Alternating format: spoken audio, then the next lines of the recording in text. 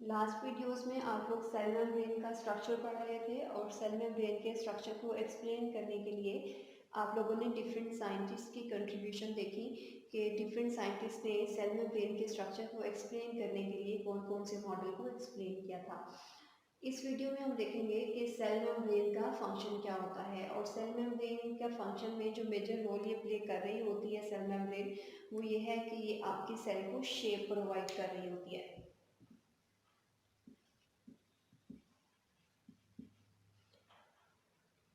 ठीक है, for example अगर सेल मेम्ब्रेन की शेप सेल मेम्ब्रेन इस तरह से अरेंज हुई हुई है तो आप कहते हो कि ये स्फेरिकल शेप का सेल है। अगर सेल मेम्ब्रेन रेक्टेंगुलर शेप में अरेंज हुई हुई है तो आप कहते हो कि सेल की जो शेप है वो रेक्टेंगुलर है। अगर सेल मेम्ब्रेन क्यूबिकल शेप में अरेंज हुई हुई है तो आप कहते हो कि सेल की जो शेप है वो क्यूबिकल शेप का सेल है। तो मेजर रोल जो है सेल मेम्ब्रेन का कि वो शेप प्रोवाइड करेगी, और इसके अलावा सेल मेम्ब्रेन का जो सबसे इम्पोर्टेंट रोल है वो ये है कि ये जितनी भी मूवमेंट्स होती हैं सेल के अक्रॉस उसे भी कंट्रोल करती है।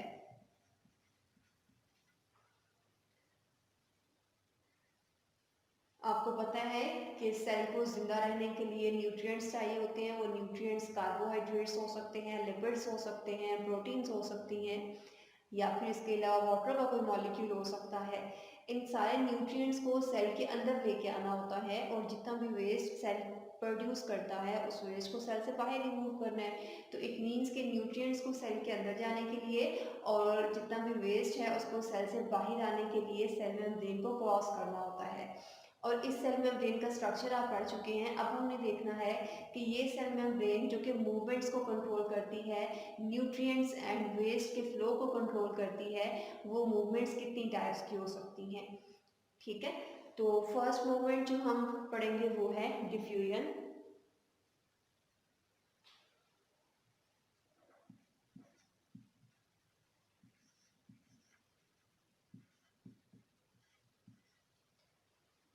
सेकेंड मूवमेंट जो हम पढ़ेंगे वो है एक्टिव ट्रांसपोर्ट। डिफ्यूजन के लिए अगर हम पैसिव ट्रांसपोर्ट की टर्म यूज करेंगे तो ये ज़्यादा बेटर होता है, सो हम इसको भी साथ लिख लेते हैं।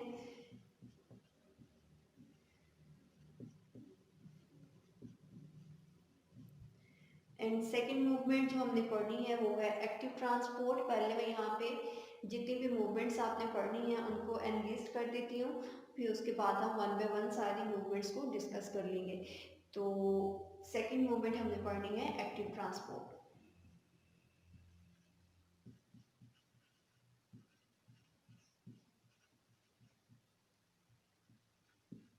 वाइल थर्ड मूवमेंट जो हम पढ़ेंगे वो है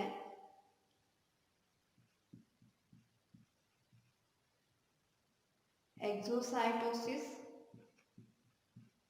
एंड लास्ट वन जो हमने पढ़नी है वो मूवमेंट का नेम है एंडोसाइटोसिस।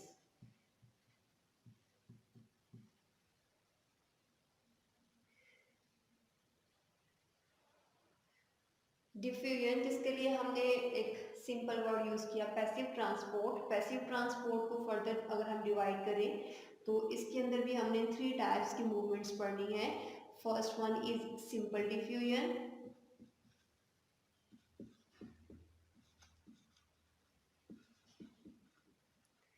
एंड सेकंड इज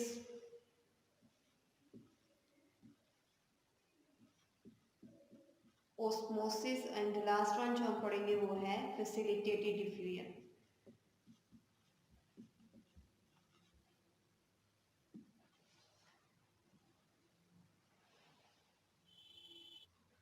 अब हम इन सारे मूवमेंट्स को एक्सप्लेन कर लेते हैं। और फर्स्ट मूवमेंट जो हम एक्सप्लेन करेंगे वो पैसिव ट्रांसपोर्ट की फर्स्ट टाइप हमने आज डिस्कस करनी है, सिंपल डिफ्यूजन की। तो पहले हम उसको डिस्कस कर लेते हैं, फिर बाकियों को हम देखते हैं।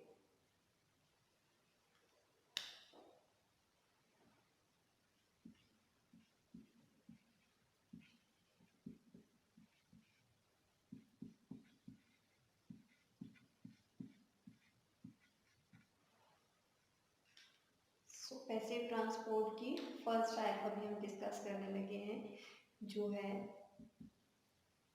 Simple diffusion.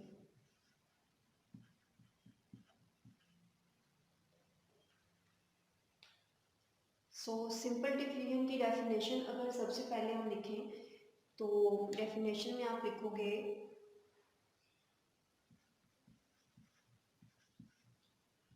Movement of any molecule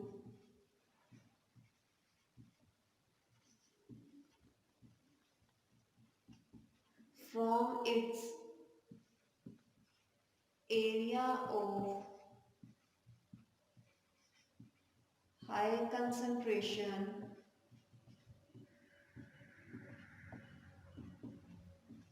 to area of low concentration।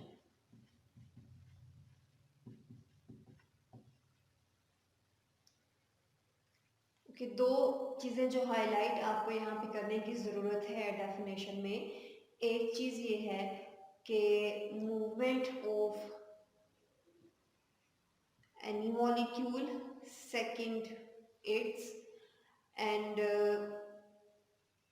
Third चीज़ जो अपने हाईलाइट इसमें करनी है, आपको याद रखनी है, वो ये है कि मूवमेंट की डायरेक्शन क्या है, हाई से लो की तरफ। ओके, अब यहाँ पे हमने लिखा हुआ है इसकी डेफिनेशन में कि movement of any molecule, it means कि इस एनी का मीनिंग क्या है कि कोई भी वो गैस का मॉलिक्यूल हो सकता है, वो कोई भी सॉलिड का मॉलिक्यूल हो सकता है, या फिर वो कोई भी लिक्विड का मॉलिक्यूल हो सकता है। ठीक है, तो किसी भी गैस, सॉलिड या फिर लिक्विड के मॉलिक्यूल की मूवमेंट हाई कंसंट्रेशन के एरिया से लो कंसंट्रेशन के एरिया की तरफ। इट्स हमने यहाँ पे क्यों हाईलाइट किया है, बिकॉज हम सेम मॉलिक्यूल की कंसंट्रेशन को डिस्कस कर रहे हैं, लेकिन एरियाज यहाँ पे जो आप डिस्कस करोगे वो दो तरह के हो सकते हैं, हाई कंसंट्रेशन का और लो कंसंट्रेशन का। अगर हम कंसंट्रेशन की डेफिनेशन भी यहाँ पे लिख लें तो ये डेफिनेशन आपको मज़ीद क्लियर हो जाएगी। और कंसंट्रेशन की डेफिनेशन क्या है, number of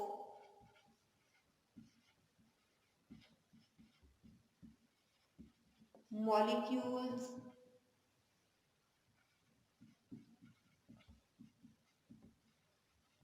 in a particular area।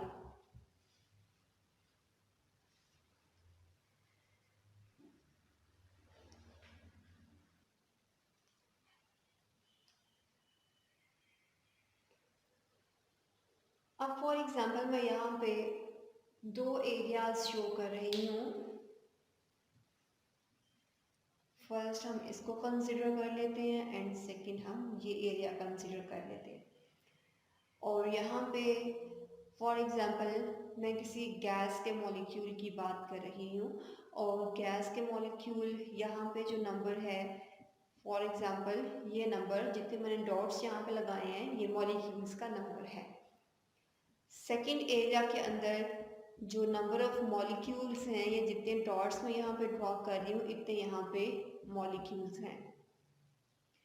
तो कंसंट्रेशन की डेफिनेशन के अंदर आपने बताया कि number of molecule in a particular area is called concentration. ये हमारा फर्स्ट एरिया था, ये हमारा सेकंड एरिया है। तो दोनों एरियाज के अंदर नंबर ऑफ मॉलिक्यूल्स यहाँ पे ज़्यादा हैं और यहाँ पे कम है। इट मीन्स के इस एरिया की जो कंसंट्रेशन होगी, जो नंबर ऑफ मॉलिक्यूल्स हैं वो कम है।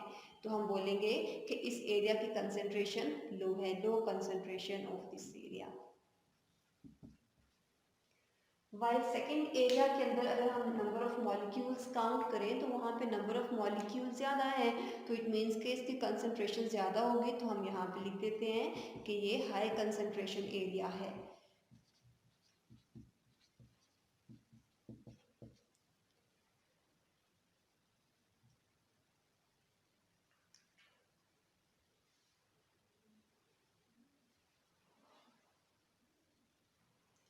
अब अगर हम इस फिगर को, जो हमने यहाँ पे दो एरियाज ड्रॉ किए हैं, इन दोनों एरियाज को हम डेफिनेशन से लिंक करें तो जो मॉलिक्यूल्स की मूवमेंट है वो किस एरिया से किस एरिया की तरफ होनी चाहिए।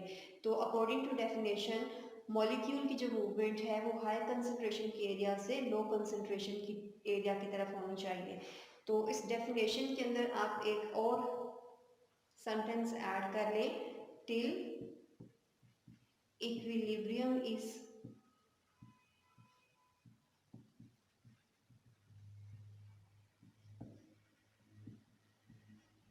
Till equilibrium reaches. It means कि अगर सिंपल डिफ्यूजन के अकॉर्डिंग मॉलिक्यूल्स हाई कंसंट्रेशन के एरिया से लो कंसंट्रेशन के एरिया की तरफ मूव करेंगे, तो ये कब तक मूव करेंगे, जब तक इक्विलिब्रियम अटेन नहीं हो जाता। तो इक्विलिब्रियम अटेन नहीं हो जाता, इसका मीनिंग क्या होता है कि सेम नंबर ऑफ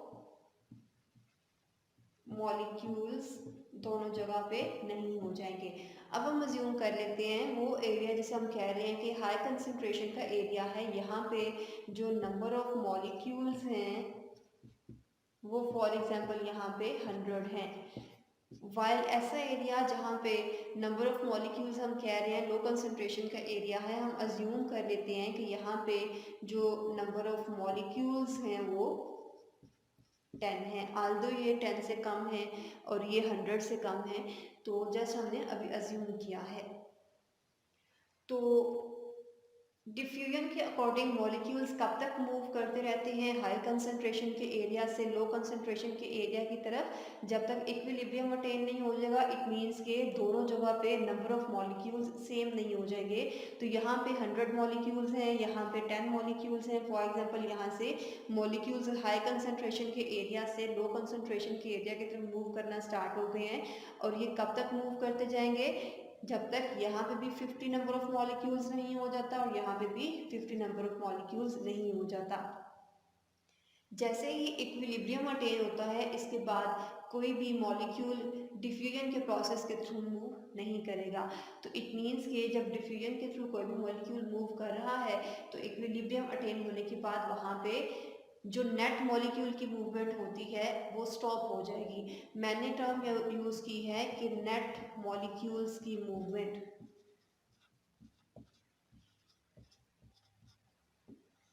इसका मीनिंग क्या होता है, नेट मीन्स के ऐसा नहीं होता कि यहाँ पे नंबर ज़्यादा होता जाएगा और यहाँ पे नंबर कम होता जाएगा। नंबर ऑफ मॉलिक्यूल्स जो है वो सेम रहेगा, लेकिन जो मॉलिक्यूल्स हैं वो मूव कर रहे हैं। अगर वन मॉलिक्यूल इस साइड पे जा रहा है तो वन मॉलिक्यूल इस साइड पे आ रहा होता है, ठीक है। तो मॉलिक्यूल की मूवमेंट जो है वो इक्विलिब्रियम अटेन होने के बाद स्टॉप नहीं होती है, लेकिन वहाँ पे नेट चेंज नहीं आ रहा होता है। चेंज नहीं आ रहा होता है, इसका मीनिंग क्या है कि यहाँ पे नंबर कम नहीं होगा और यहाँ पे नंबर ज़्यादा नहीं होगा, ठीक है। यहाँ पे पहले ज़्यादा था तो यहाँ पे कम नहीं होगा, और यहाँ पे अगर पहले कम था तो अब ज़्यादा नहीं होगा। एक दफ़ा अगर इक्विलिब्रियम अटेन हो गया है तो इक्विलिब्रियम में रहते हुए मॉलिक्यूल्स की मूवमेंट करेंगे। इक्विलिब्रियम में रहते हुए मॉलिक्यूल्स की मूवमेंट करेंगे, इसका मीनिंग क्या है कि अगर वन मॉलिक्यूल इस साइड पे जाएगा तो वन मॉलिक्यूल इस साइड पे मूव करेगा, सो डैट दोनों जगह पे नंबर ऑफ मॉलिक्यूल्स जो हैं वो सेम रहे, ठीक है। तो डिफ्यूजन की डेफिनेशन कोई भी आपसे पूछे तो किसी भी मॉलिक्यूल की मूवमेंट है हाई कंसंट्रेशन के एरिया से लो कंसंट्रेशन के एरिया की तरफ, और ये कब तक मूवमेंट कंटिन्यू रहती है, जब तक इक्विलिब्रियम अटेन नहीं हो जाएगा। इक्विलिब्रियम मीन्स कि दोनों जगह पे नंबर ऑफ मॉलिक्यूल सेम हो जाएंगे, ठीक है। तो डिफ्यूजन जो है नंबर ऑफ मॉलिक्यूल सेम होने के बाद स्टॉप हो जाती है, ठीक है। कोई नेट चेंज वहाँ पे मॉलिक्यूल की मूवमेंट का नहीं आता है। हमने नेट चेंज का कॉन्सेप्ट यहाँ पे क्यों देखा है, बिकॉज यहाँ पे इक्विलिब्रियम अटेन होने के बाद भी मॉलिक्यूल्स मूव करते हैं, लेकिन वहाँ पे कोई भी चेंज नहीं आता। अगर दो इस साइड पे जा रहे हैं तो दो ही साइड पे आएंगे, अगर 10 इस साइड पे जा रहे हैं तो 10 जो है वो उसका नंबर सेम रखने के लिए दूसरी साइड पे मूव करेंगे, ठीक है। तो ये थी डिफ्यूजन की डेफिनेशन, जिसमें आप लोगों ने देखा कि कोई भी मॉलिक्यूल चाहे वो गैस का है, सॉलिड का है या फिर लिक्विड का है, जब अपने हाई कंसंट्रेशन के एरिया से लो कंसंट्रेशन के एरिया की तरफ मूव करता है इक्विलिब्रियम अटेन करवाने के लिए, तो उसे आप कहते हो ये डिफ्यूजन का प्रोसेस है।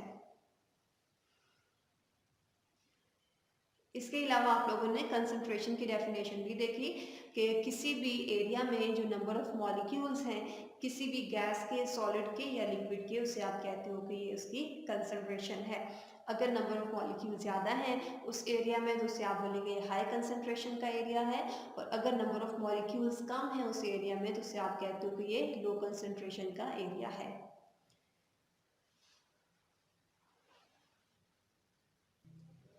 ओके बेटे, सो ये आपकी फर्स्ट मूवमेंट थी जिससे आपने सिंपल डिफ्यूजन बोला, और दो चीज़ें आप लोगों ने इसमें याद रखनी है कि इसमें कोई भी मॉलिक्यूल मूव करेगा वो गैस, सॉलिड या लिक्विड का हो सकता है, और इसके अलावा आपने इसकी डायरेक्शन याद रखनी है कि वो हाई कंसंट्रेशन के एरिया से लो कंसंट्रेशन के एरिया की तरफ मूव करती है। ये दो इंपॉर्टेंट इसके अंदर आप लोगों ने चीज़ें आगे कंपेयर करनी है, इसलिए आपको ये याद होनी चाहिए। जो नेक्स्ट मूवमेंट्स हैं वो इंशाल्लाह फिर हम नेक्स्ट वीडियोस में देखेंगे। यहाँ तक आपको कोई भी क्वेश्चन है तो आप इस वीडियो के नीचे कमेंट करके पूछ सकते हो। ओके जी, अल्लाह हाफिज़।